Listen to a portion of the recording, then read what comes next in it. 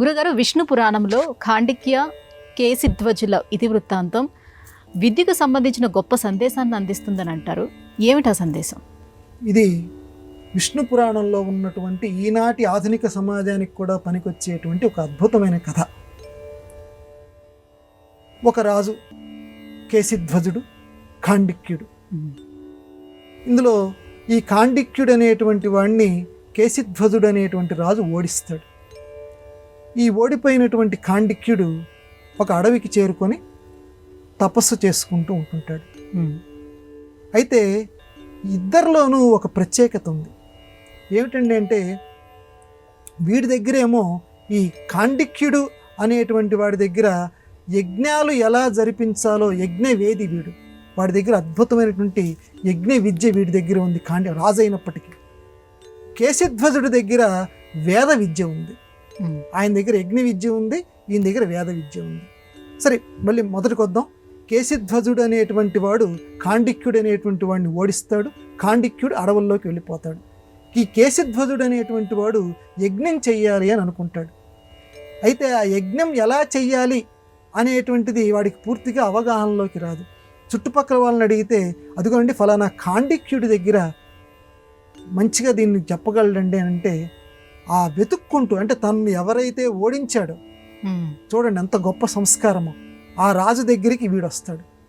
వచ్చేసి, అయ్యా మీకు మా వాళ్ళు ఎవరు చెప్పలేకపోతున్నారు, ఒక చిన్న కిటుకు కావాలి మనకి, ఆ రహస్యం ఏదో మీరే విప్పాలి ఈ యజ్ఞానికి సంబంధించి అని అంటే, తనని ఓడించాడు అనేటువంటిది మనసులో పెట్టుకోకుండా, అంటే విద్య అనేది అంత గొప్పదమ్మా, దాని గురించి నేను చెప్తున్నా, మనసులో పెట్టుకోకుండా ఆ విద్యకి సంబంధించినటువంటివన్నీ కూడా బోధిస్తాడు ఈ కేసిధ్వజుడు ఆ ఖాండిక్యుడికి.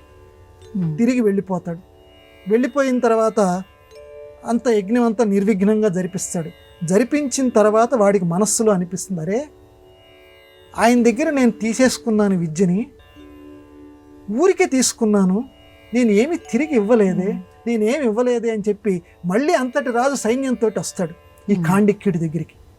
వస్తే ఈ ఖాండిక్యుడు, ఇదేంట్రా బాబు, నా దగ్గర విద్యను నేర్చుకున్నాడు, యజ్ఞం ఎలా చేయాలి ఇవన్నీ తెలుసుకొని మళ్ళీ నన్ను ఓడించడానికి వస్తున్నాడా అని అంటే, కాదు నాయన, ఇది నా మనసులో బాధ, నీకేమీ నేను ఇవ్వలేకపోయాను అనేసరికి, మహానుభావ నా దగ్గర యజ్ఞాలకు సంబంధించి దక్షత ఉంది, నీ దగ్గర వేదాలకు సంబంధించి ఒక రహస్యం నీ దగ్గర ఉంది, కాబట్టి చెల్లుకు చెల్లు అది నాకు నేర్పు అంటే ఆ వేదాలకు సంబంధించింది ఆ కేసిధ్వజుడు ఈ ఖాండిక్యుడికి నేర్పుతాడు. సరే, మొత్తం మీద ఆధునిక సమాజం నేర్చుకోవాల్సింది ఏంటంటే, ఎంత పరిస్థితిలో ఉన్నప్పటికీ, ఎంత శత్రువులైనప్పటికీ విద్య గనక ఒకరి దగ్గర ఉంటే శత్రువు దగ్గరికి కూడా వెళ్ళి విద్యని నేర్చుకోవాలి.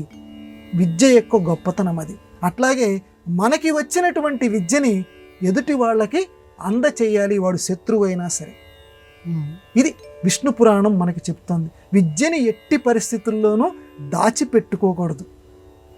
అందువల్ల తన ఎరిగిన అర్థంబు వరుండు అనగా ఇది ఎట్లు చెప్పుమని అడిగిన చెప్పని వాడును సత్యము చెప్పని వాడును ఘోర నరక పంకమునబడున్. మహాభారతం కూడా అదే మాట చెప్తోంది.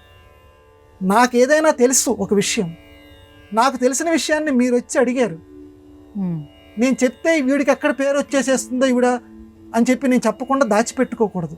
మీరు అడిగినప్పుడు నాకు వచ్చింది నేను బయటికి చెప్పేసేయాలి. దాన్ని చెప్పటం కూడా సత్యం చెప్పాలి. సత్యం చెప్పకుండా దాన్ని కొంచెం వంకరగా మార్చి చెప్పకూడదు. సత్యము చెప్పని వాడును ఘోర నరక పంకమున్న పడును. అందువల్ల విద్యలకి సంబంధించి ఎట్టి పరిస్థితుల్లోనూ మార్పిడి చేసుకోవాలి, అలాగే కృతజ్ఞత చూపించాలి, శత్రువుకైనా విద్య నేర్పాలి. ఇది ఆధునిక సమాజానికి ఈ విష్ణు పురాణ కథ బోధిస్తోంది.